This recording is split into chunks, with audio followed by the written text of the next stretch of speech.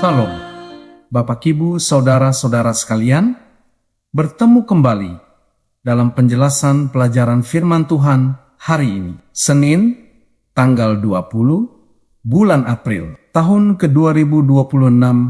Judul pelajaran hari ini adalah Kitab Suci, Otoritas.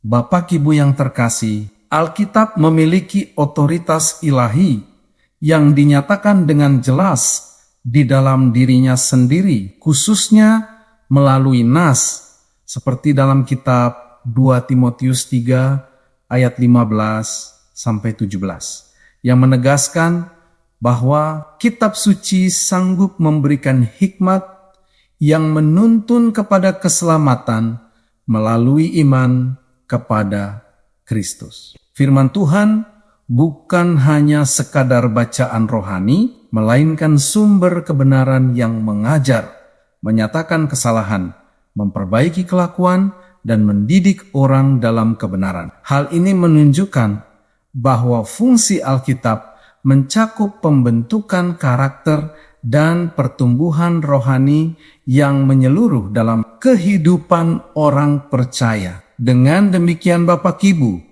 Alkitab menjadi standar tertinggi dalam menentukan apa yang benar dan salah, serta menjadi dasar dalam setiap keputusan hidup. Otoritas ini tidak berasal dari manusia, tetapi dari Allah sendiri yang mengilhamkan firman-Nya melalui para penulis Alkitab. Oleh karena itu, setiap orang percaya dipanggil untuk menghormati dan menempatkan Alkitab sebagai pedoman utama dalam hidupnya. Saudara kekasih, dalam mempelajari Alkitab secara pribadi, seseorang harus berhati-hati agar tidak memaksakan kehendak atau pandangannya sendiri ke dalam teks kitab suci.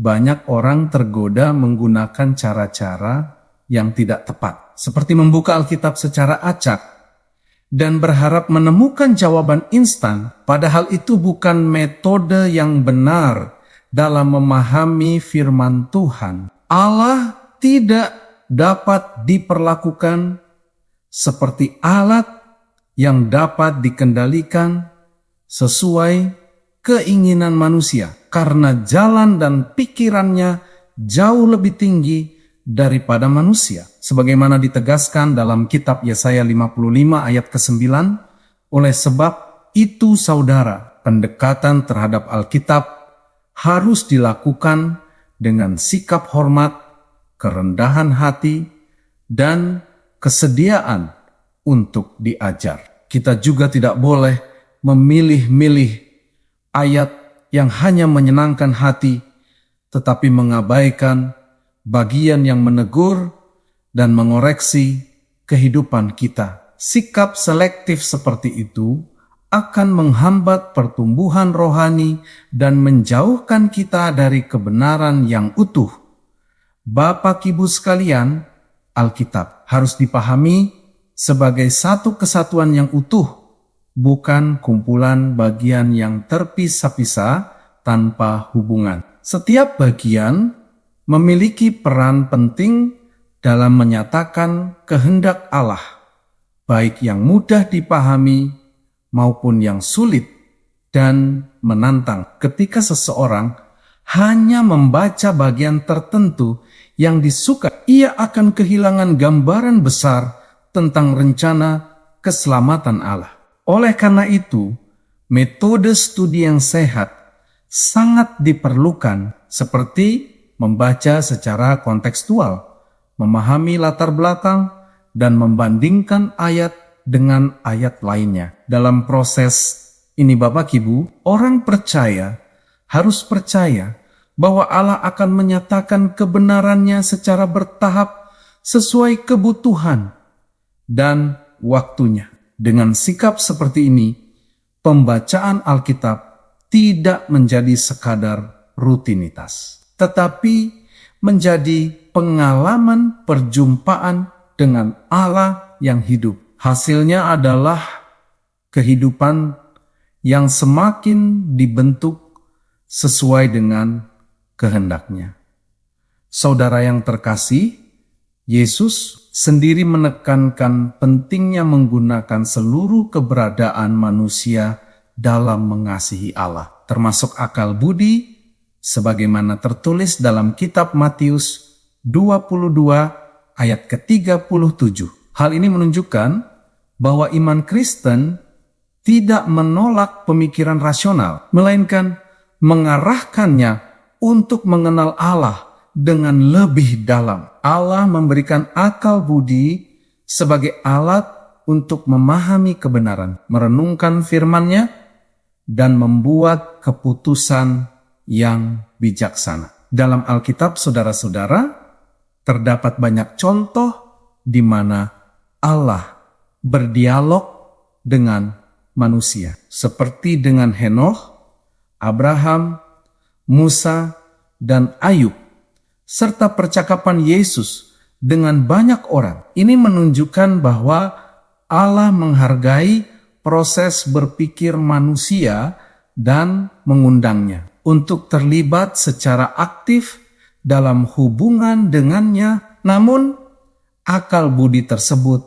harus tunduk kepada otoritas firman Tuhan, bukan berdiri sendiri tanpa arah ilahi. Dengan demikian, keseimbangan antara iman dan akal menjadi kunci dalam kehidupan rohani yang sehat.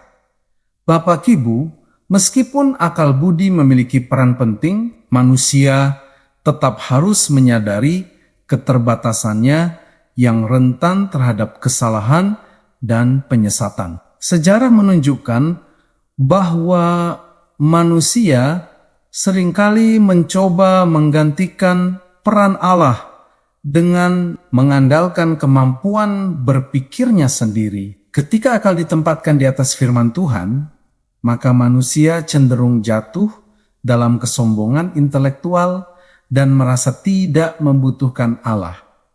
Sikap ini, Bapak Ibu, sangat berbahaya karena dapat menyesatkan pemahaman terhadap Alkitab dan menghasilkan interpretasi yang keliru. Bahkan, seseorang bisa mempelajari Alkitab dengan semangat kritis yang berlebihan, tetapi kehilangan kerendahan hati dan kepekaan rohani. Dalam kondisi seperti ini, firman Tuhan tidak lagi membentuk hidupnya, melainkan hanya menjadi objek analisis semata. Oleh karena itu, penting untuk selalu menyadari bahwa hikmat sejati berasal dari Allah, bukan dari kemampuan manusia semata.